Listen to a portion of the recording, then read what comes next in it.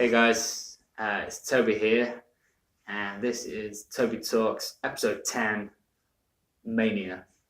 Um, so another aspect of my mental health that I've suffered with is mania, or sometimes and hypomania.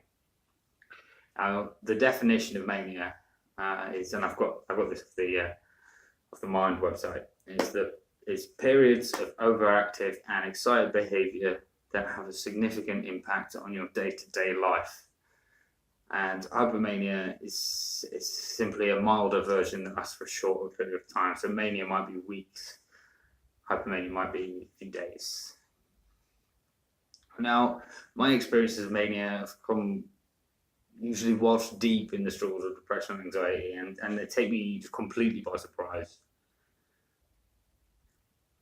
And I've always found that these episodes, they're horrible. They scare me. It's unnatural. It feels unnatural.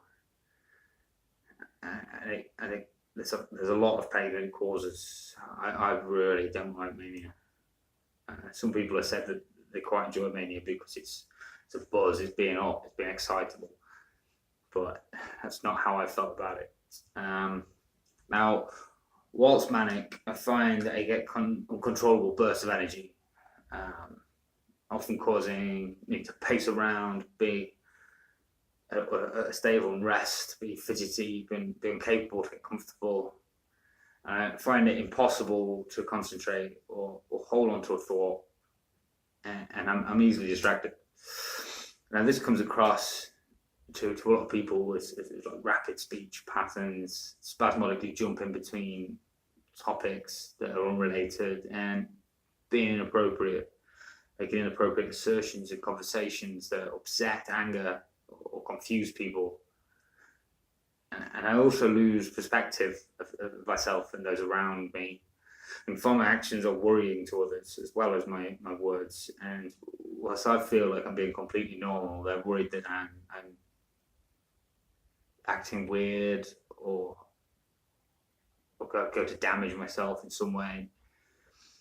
Now, another behavioural change that occurs during manic episodes is a vast loss of inhibitions.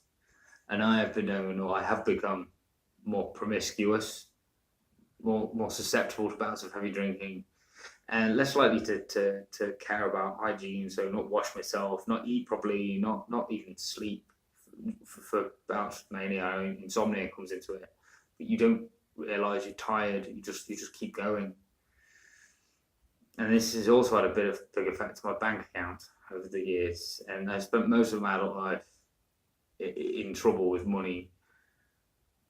And a lot of it has been because of mania. When I've got myself sorted out, when I've fixed it, when I've sorted my life, everything gets knocked back by mania, and I end up going and spending money that I don't have or can't afford to spend, and end up back in trouble again.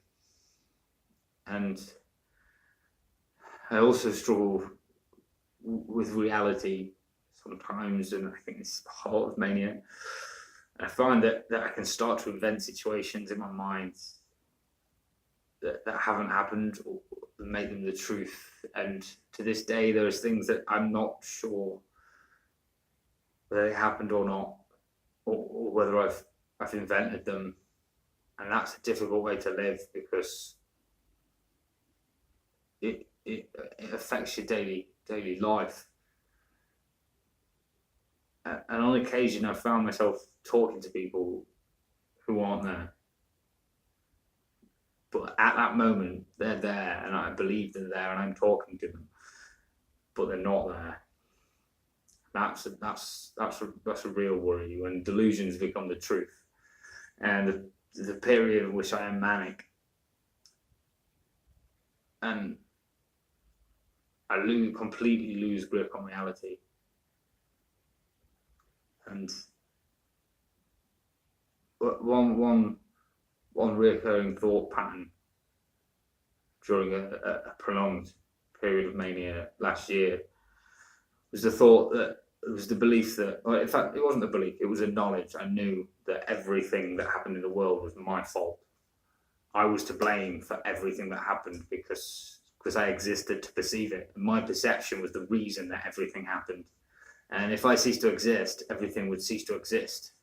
So for this prolonged period of mania, I went around believing that World War II happened because I learned about it in history. That's why it happened. Things like that. And it was a big sort of delusions, but it wasn't at the time. It was true. It was real. It was actually what happened. So I think that's a way of me saying some of the things that your brain starts to create. And this is more or less serious, but I find that during mania, and this sometimes happens in a particularly bad anxiety attack as well, I'd find that the world would become blurry almost. Everything would soft focus, but colours would come out a lot bolder and a lot brighter. And you can't focus on anything, or I can't focus on anything. On top of all this, I think as well, I'd make plans and commit to things that once my depression and anxiety took back over, I would be unable to do. And in the end, I would let people down, and I feel pathetic for not being able to do everything that I said I'd do. And I think a lot of people didn't understand that I was unwell at the time. And then there's the feeling of when the mania subsides, and I'm left with nothing, no energy, nothing, no ability to do anything, just feelings of shame, anxiety, depression, and often memory loss, a panic as to what I've done.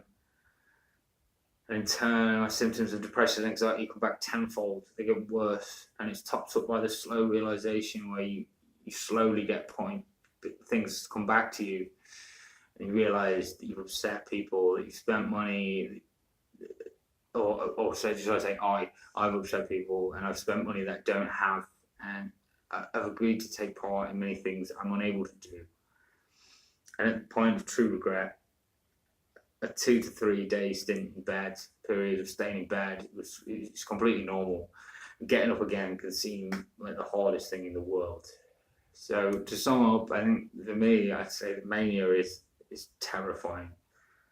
I hate it. It's a horrible experience, and it leaves me drained and with a worsened state of depression and anxiety. So I suppose just be aware that people's actions might be fueled by emotional and mental demons, and don't write people off just because of things they do, because I suppose we're all capable of upsetting each other, but sometimes there's more to it. A lot of the time there's more to it, so be aware of things like mania and what's going on in people's heads. And again, thank you for watching these videos. And all I can hope is that a good mental health to all. And big love.